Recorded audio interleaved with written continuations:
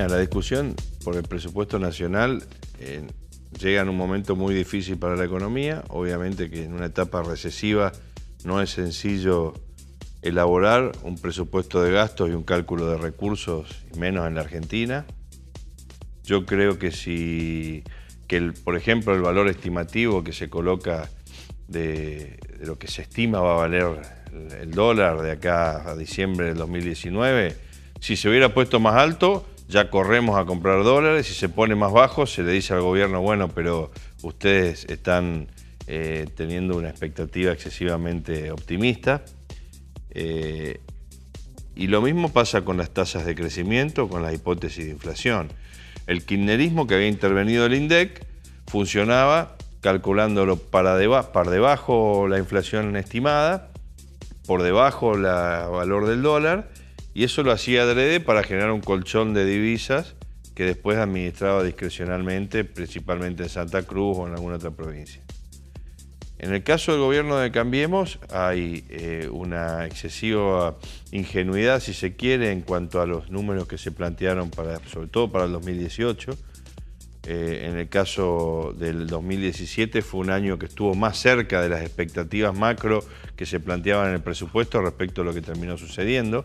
La de este año obviamente que no, porque hubo una situación de descalabro de la economía, de recesión luego, tormenta, el nombre que le queramos poner, que derivó en una corrida cambiaria, en una crisis, una mega devaluación y una disparada de la inflación, que es lo que tenemos hoy en la Argentina.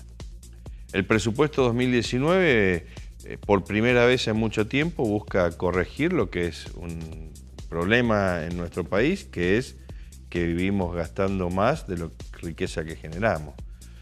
Ir hacia la convergencia fiscal o hacia el déficit cero es un objetivo muy ambicioso del gobierno, pero que implica transitar durante una etapa de muchísima dificultad en términos de funcionamiento de la economía, del salario y del poder adquisitivo del ingreso. Gracias a Dios, por lo menos daría la sensación, y los analistas así lo indican, aunque se vienen equivocando en todo, como lo que te dicen el clima, que la peor etapa está pasando. Ya se dijo varias veces, pero da la sensación de que esto, pasado este año, la tendencia va a ser para mejorar. Nosotros este mes, por primera vez, también que se justifica con el valor del dólar y con la recesión de la economía, tuvimos superávit comercial. El mes pasado, por primera vez, tuvimos superávit con Brasil. Por eso todavía no se siente, al contrario, todavía la cosa está en una tasa elevadísima, no acceso al crédito, menor consumo, menor producción. Esa es la variable que hoy se percibe de la economía. El presupuesto 2019 y el objetivo de llegar a la convergencia fiscal tenía dos maneras. Uno era ajustando muchísimo los gastos y otra era incrementando los recursos. Se buscó ajustar lo menos posible e incrementar los recursos por primera vez, después de que el gobierno de Cambiemos había reducido en 2 puntos del PBI la presión tributaria, se incrementa con las retenciones, se disminuye el proceso de reducción de la presión tributaria que estaba establecido en el consenso fiscal, entre ellos impuestos a los bienes personales, la reducción de las retenciones mismas, etc. Y para las provincias lo que tiene que ver con impuestos a los sellos. Estas cosas vuelven a poner la presión tributaria en el tapete, pero permiten al menos que el Estado no tenga que realizar un ajuste salvaje en sus cuentas. Se analiza y se dice ahora que las provincias van a recibir menos recursos, entre otras cosas para el transporte o para la tarifa eléctrica o para afrontar gastos vinculados o inversiones vinculadas a la educación o la salud. Y eso tiene su explicación, si bien obviamente que nunca nadie la reconoce. Objetivamente, las provincias pasaron de recibir el 23% de la masa total de recursos coparticipables nacionales a pasar al 34% en este ejercicio. Por ende, esa subida de más de 11 puntos de recaudación y de ingresos por transferencias de nación a las provincias, que vinieron surgiendo y que en el caso de Santa Fe tiene su explicación en un fallo de la Corte, pero que las otras provincias no. Fue un acuerdo federal del gobierno con el conjunto de provincias argentinas, aún las que no habían recurrido a la justicia, lo que generó es que las provincias de golpe y porrazo se encontraran con más recursos. y de 6 provincias con superávit fiscal durante el kirchnerismo, hoy tenemos 23 de 24 provincias que ya tienen superávit fiscal.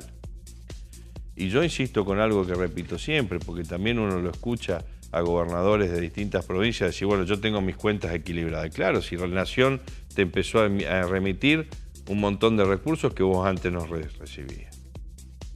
Y no es que ni Mansur de golpe es Kennedy, ni los gobernadores cercanos son estadistas, simplemente recibieron más dinero y con eso equilibraron sus cuentas.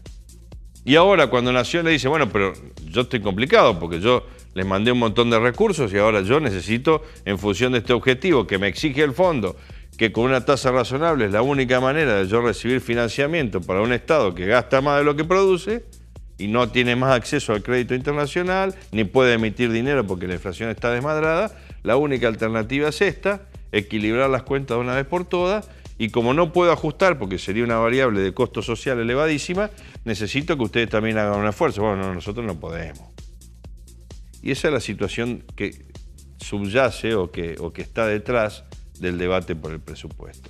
Obviamente que después los hechos de estas manifestaciones y estas movilizaciones que están preparadas para que después tengan una reacción por parte de las fuerzas de seguridad, porque vienen ya preparados con masas para romper los bancos, con miguelitos, con estas metales que agreden a todo el que se cruce de los edificios públicos. La verdad que es una muestra de intolerancia, pero también de que hay grupos que siguen pensando en la desestabilización del modelo democrático como un mecanismo de cambio.